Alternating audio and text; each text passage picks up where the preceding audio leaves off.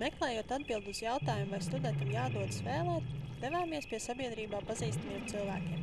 Vispirms šo jautājumu uzdevām premjeram Valdim Dombrovskim. Kāpēc studentam būtu jāiet balsot šobrīd?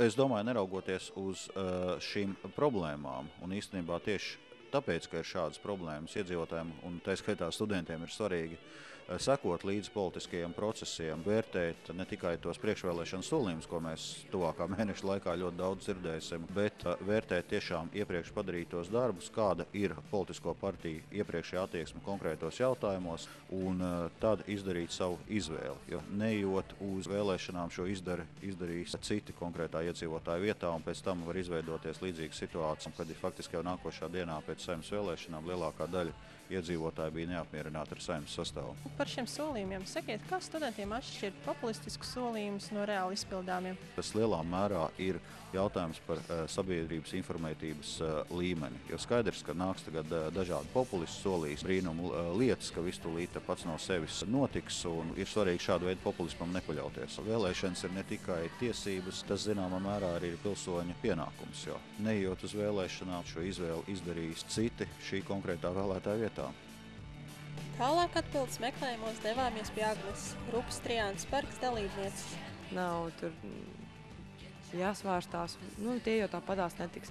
Īstenībā, ja mēs domāsim, ka tāpatās jau īstenībā kāda jēga vispār balsot, tāpatās jau nekas nemainīsies, tad tāda attieksme, man liekas, vienkārši var palikt mājās un gulēt. Šis periods, kurā mēs šobrīd esam, prasa cilvēku ar ļoti lielu pieredzi, ar lielu zinību, bagāžu, izglītību un spēju kontrolēt situāciju. Arī svarīgi, lai šis cilvēks iestātos par studentiem, par jauniešiem, jo tieši šī sabiedrības daļa ir tā, kam pieder tā nākotne, kas vajadzētu ieguldīt zināšanās, mūzikā, mākslā, literatūrā, lietās, ko mēs varam eksportēt, varbūt ne kastēs un konteineros, bet cilvēkos, un mēģināt noturēt šos cilvēkus Latvijā. Es noteikti arī pirms vēlēšanām painteresēšos un pastīšos kodām aktualitātēm, pakonsultēšos noteikti saviem radiniekiem, un tad tieši vēlēt. Jo vairāk tās reklāmas visur tiek grūstas un bāstas, jo laikam lielāks procents ir, ka tas cilvēks nobalsos par to cilvēku. Jauki solīt labas lietas, bet mans ieteikums iepazīties ar šīm skrejlapām, saprast, cik ļoti tas atbilst patiesībai, cik lielā mērā šie politiķi spēs realizēt to, ko viņi sola. Un tad vienkārši godprātīgi nobalsot. Arī augstākās izglītības departamenta direktorē Gitai Revaldei bija savs viedoklis. Vai jūsuprāt, studentam būtu jāiet vēlēt? Studentam noteikti ir jāiet vēlēt, jo studenti ir mūsu valsts nākotne.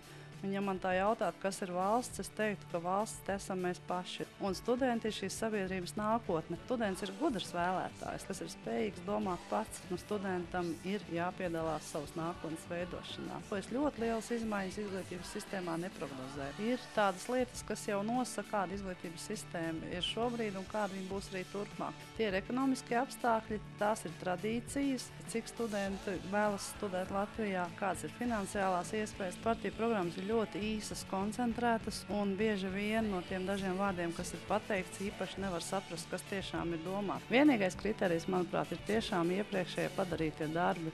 Un, protams, ja ir kaut kā nezināmā kandidāta, ir iespēja iepazīties ar viņu uzskatiem, ar biogrāfiskiem aprakstiem, un pēc tiem arī lielā mērā spriest. Interesēties par politiku, tas ir smags darbs, un arī es pieņemu, ka jauniešiem tiešām ir pārāk interesē, jo tās diskusijas ir specifiskas. Es domāju, ka varbūt nav tā obligāti ļoti jāinteresējās par politiku, bet vēlēšanas ir tā reize, kad paskatīties tomēr, ko es varu ietekmēt konkrēti, kādā virzienā mana valsts dosies. Patstāvīga un godprātīga izvēle, vērtējot līdzinējos darbus. To secinājām šodien. Sekojiet mums arī turpmāk. Dace un Nika speciāli studentiem.